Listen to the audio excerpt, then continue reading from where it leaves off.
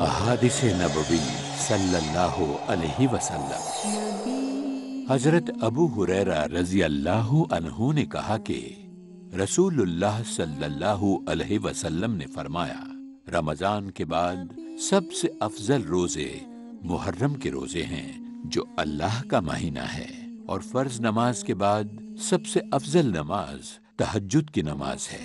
صحیح مسلم جلد نمبر 2 کتاب الصیام حدیث نمبر 2611۔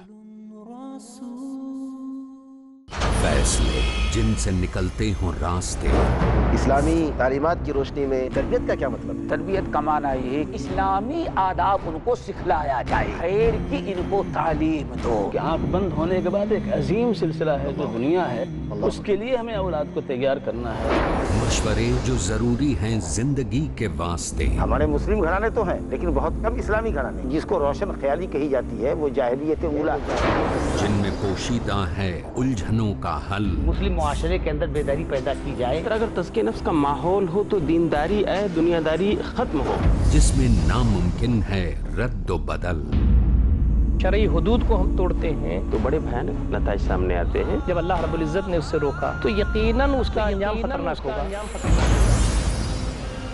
گزاریے زندگی احکام الہی کی پیروی میں، علماء کی رہبری میں۔ اگلا پروگرام پیس ٹی وی اردو پر۔